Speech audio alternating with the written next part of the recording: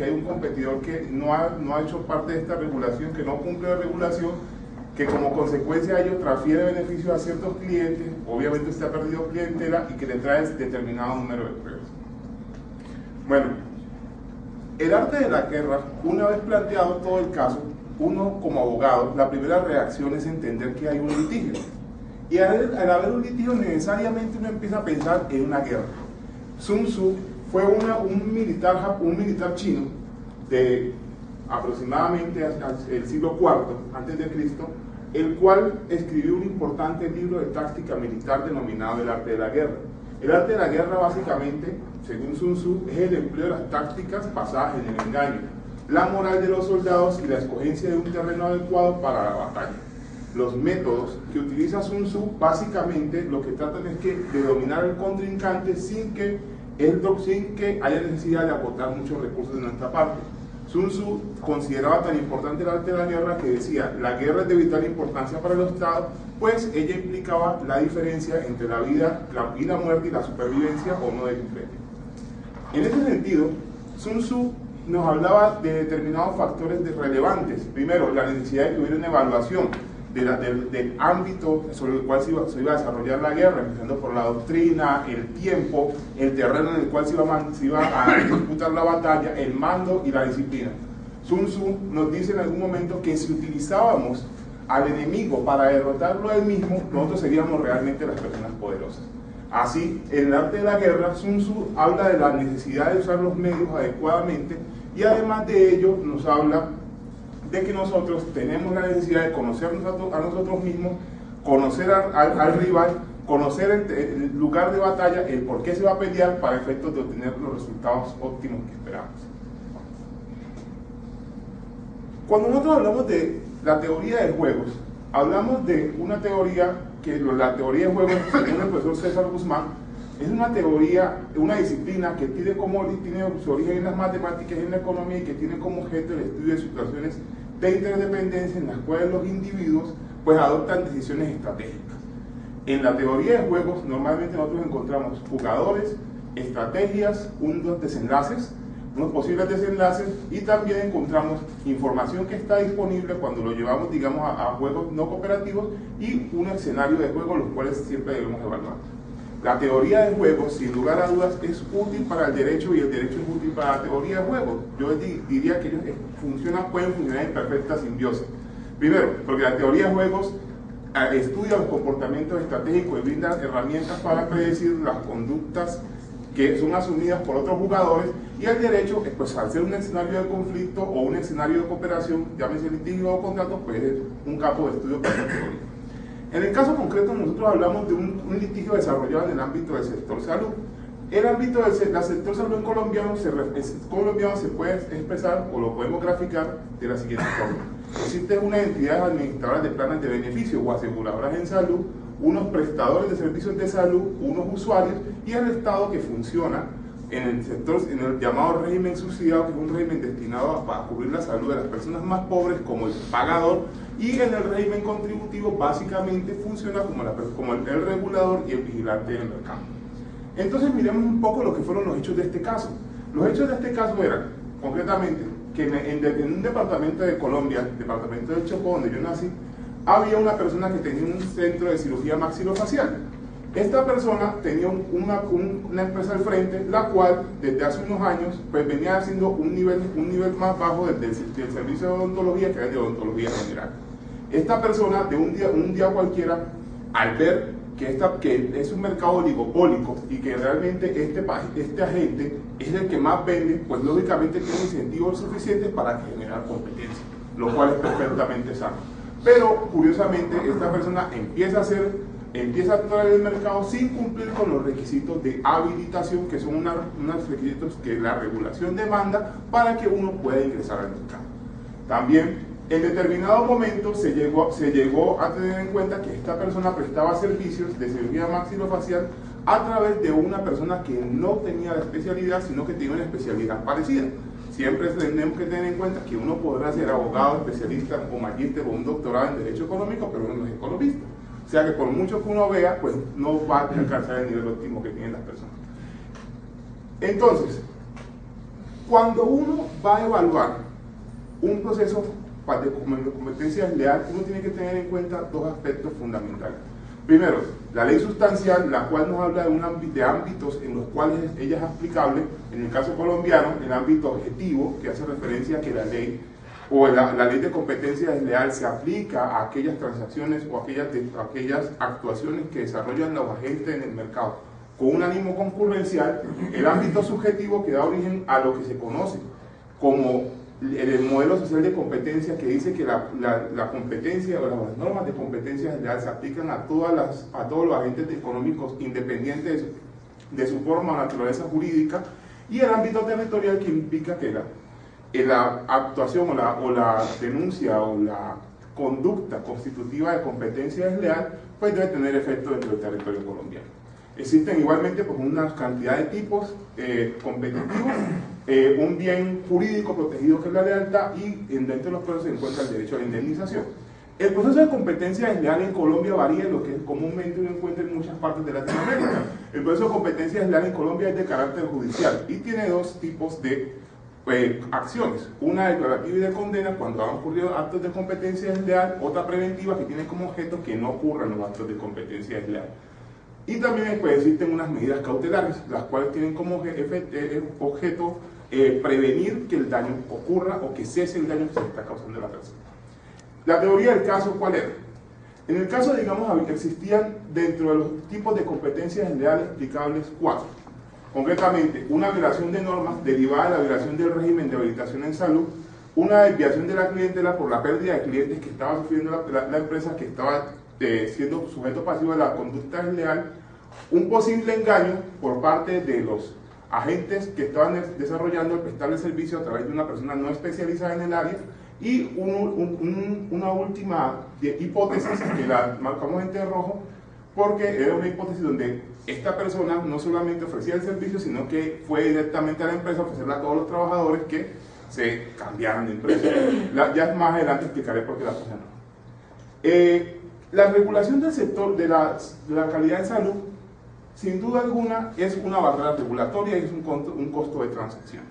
¿Ello por qué? Porque si no tienes el título habilitante no puedes entrar al mercado. En teoría, la regulación, y pues no es el objeto del paper debatir si efectivamente hace más costosa o limita el acceso de los más pobres, lo cual puede ser debatible. La regulación pues tenía que cumplirse, y de cumplírsela pues implicaba un coste de transacción.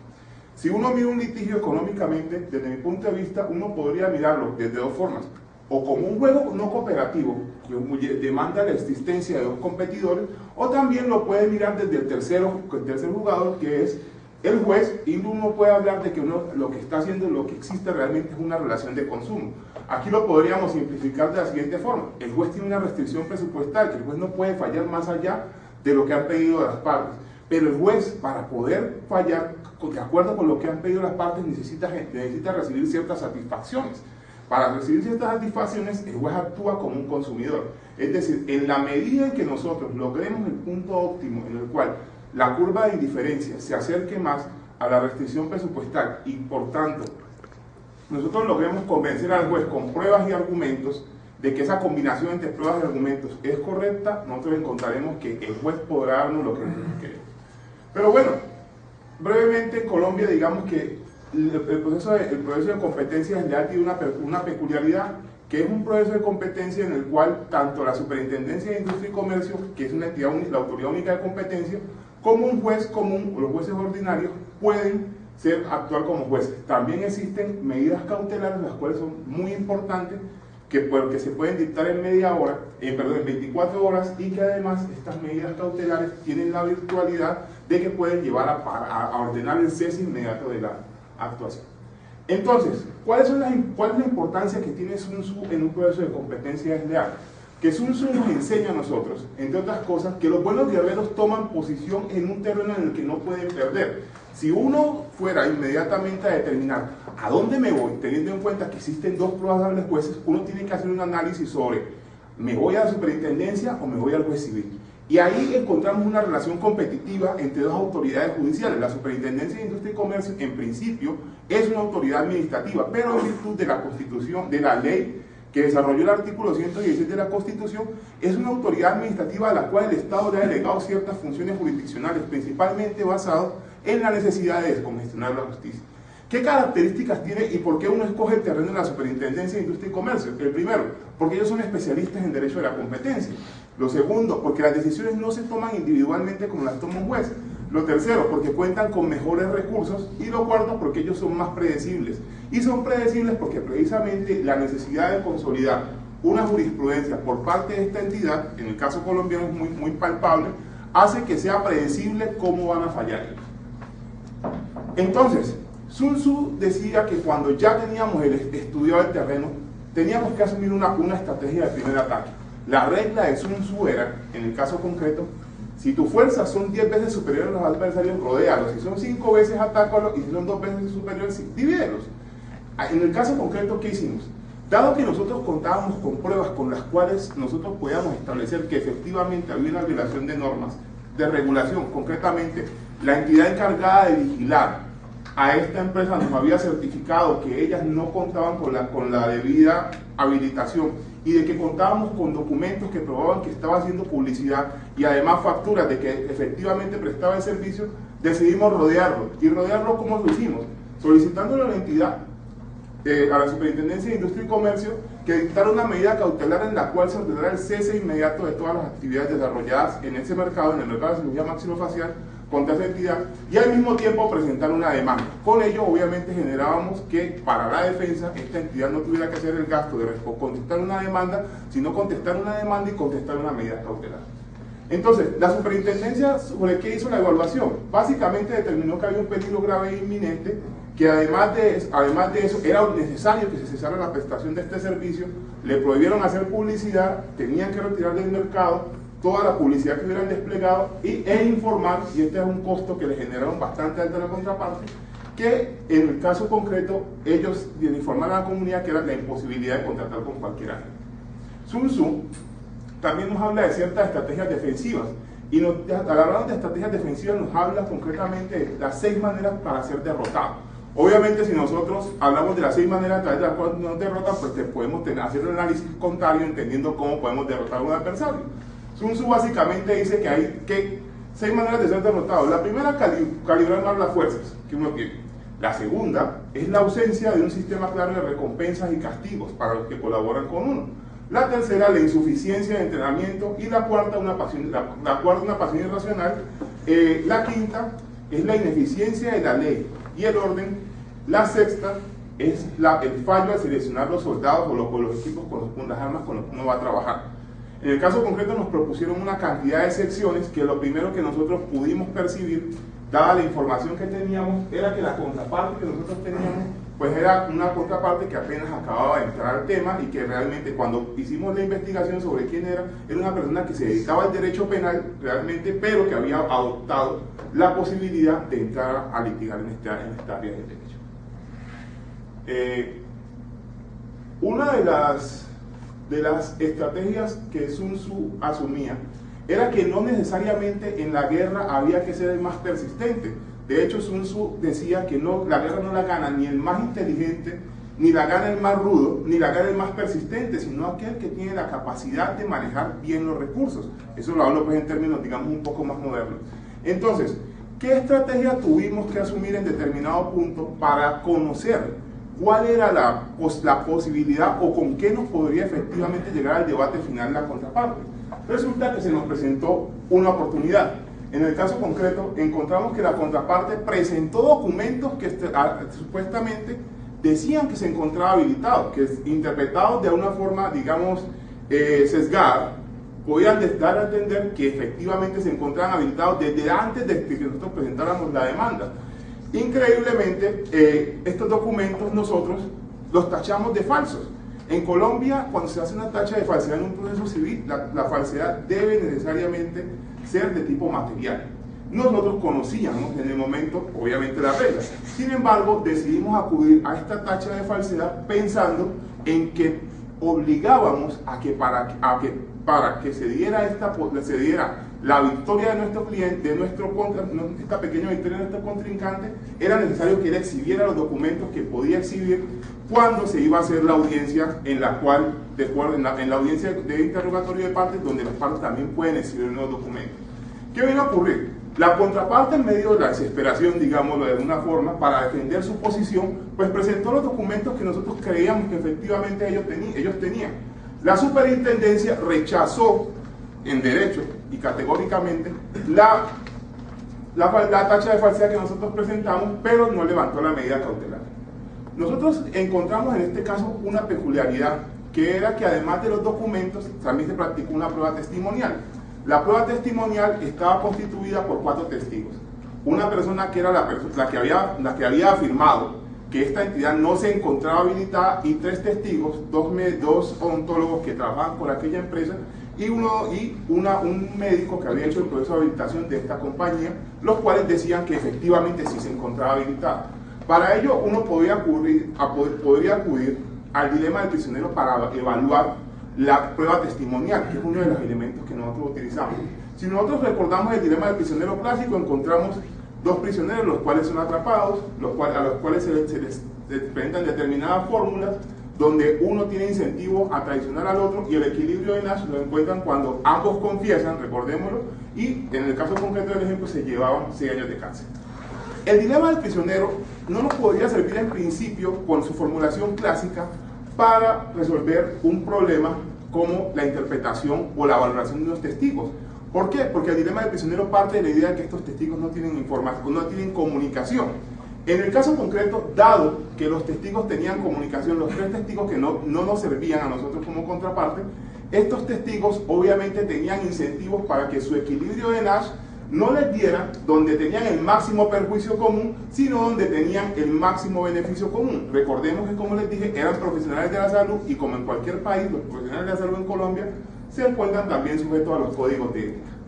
Había también una prueba de engaño, la cual nos decía, en la cual este médico firmaba con la especialidad que no era, de hecho atendía a los pacientes, y en los alegatos pues nosotros acudimos a todas las configuraciones legales que considerábamos necesarias para que se diera.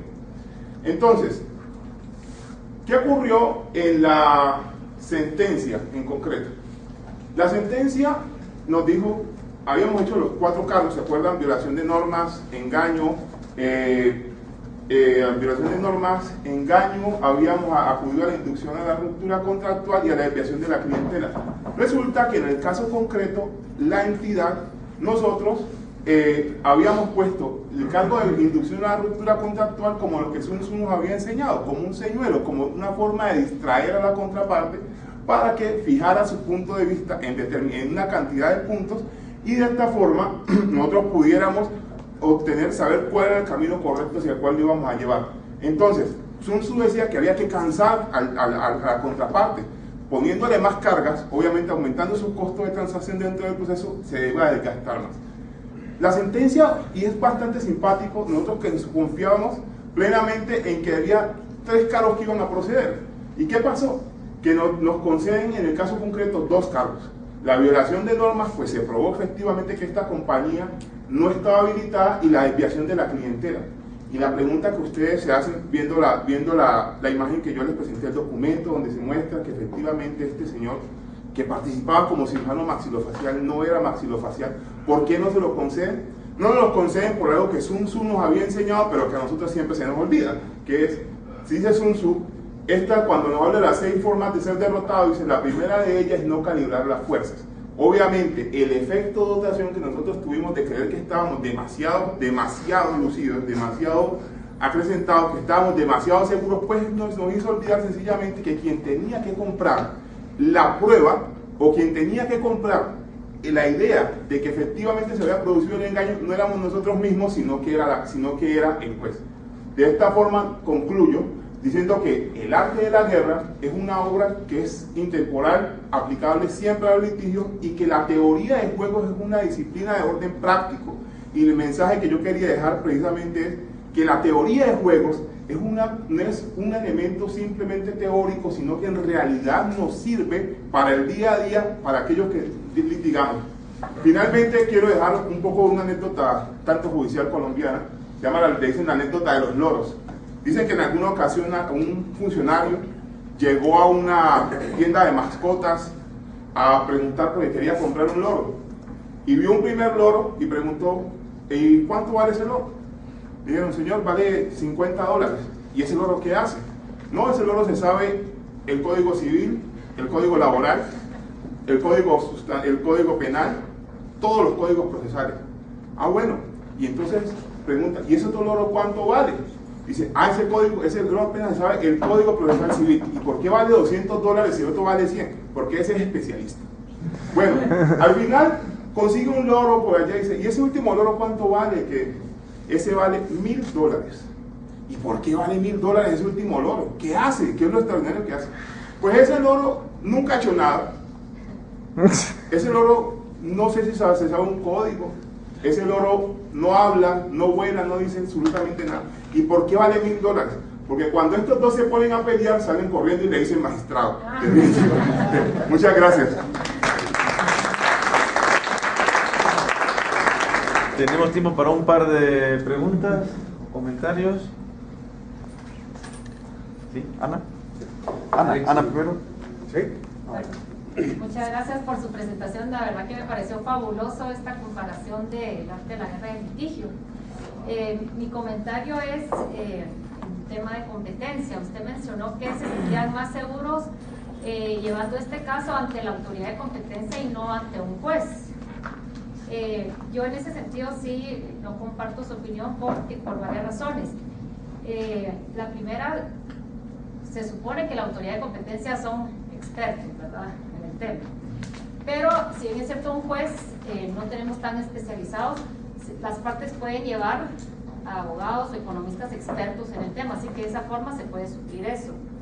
Después, en segundo lugar, la autoridad de competencia son burócratas y por todos los temas que vimos en la primera presentación de Public Choice, que buscan la reelección, que están buscando otros intereses, no necesariamente va a tener usted una resolución en base a intereses de eficiencia económica y protección, en este caso al consumidor, en relación con una autoridad jurisdiccional que está, por la forma en que son electos, los jueces y magistrados no obedecen a estos incentivos de resolver acorde a estas otras situaciones, sino que más en buscar la justicia.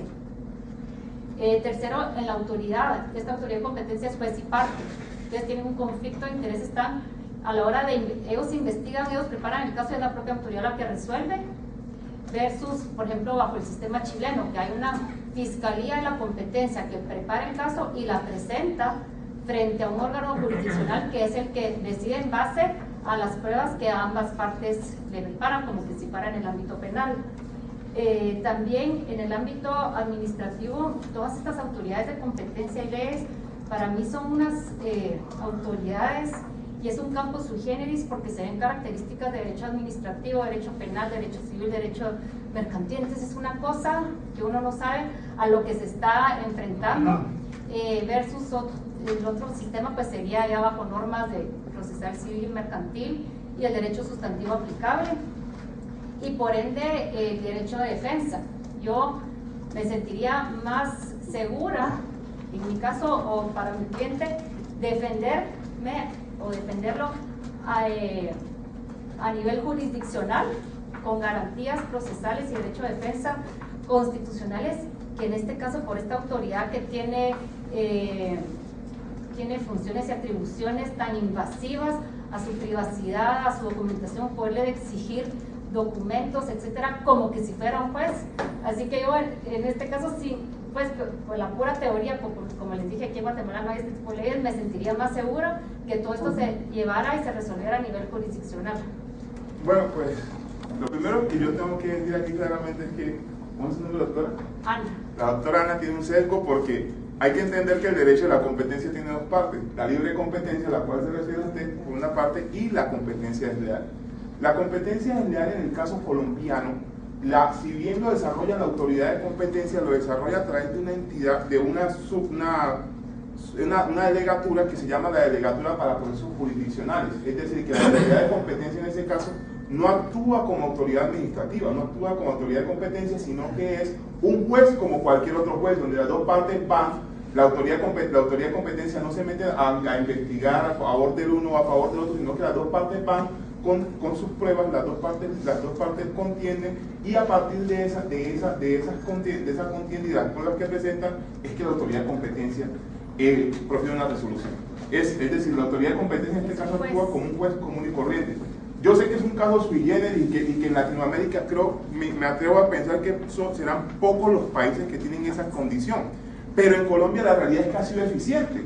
Y ha sido eficiente, bueno, no porque yo haya presentado pues este caso, sino que la eficiencia deriva del hecho de que se trata de un tipo de abogados, la restricción de los abogados de competencia en Colombia es bastante extensa, es uno de los áreas del derecho menos estudiado.